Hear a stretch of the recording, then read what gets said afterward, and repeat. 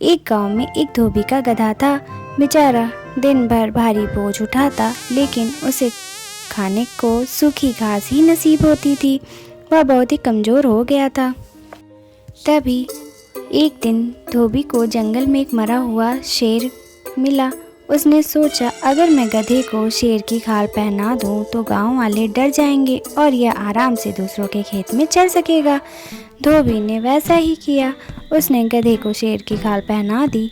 अब गधा बिल्कुल असली शेर जैसा लगने लगा। रात को जब धोबी ने गधे को खेत में छोड़ा तो खेत के रखवाले उसे देखते ही थर थर काँपने लगे। सब चिल्लाए, भागो, शेर आया, भागो। और गधा मज़े से हरी फसलें खाने लगा। कई दिनों तक यही चलता रहा। गधा रोज़ शेर बनकर खेतों में जाता और भरपेट दावत उड़ाता। अब वह काफ़ी तंदुरुस्त और मोटा हो गया था। लेकिन एक रात जब वह खेत में चल रहा था, उसे दूर किसी दूसरे गधे के रेंकने की आवाज़ सुनाई दी। वह आवाज़ सुनकर गधा खुद को रोक नहीं पाया। उसने भी अपनी गर्दन ऊपर उठाई और ज़ोर ज़ोर से रेंकने लगा, ढींचूं ढींचूं। खेत के रखवाले उसकी आवाज़ सुनकर हैरान रह गए।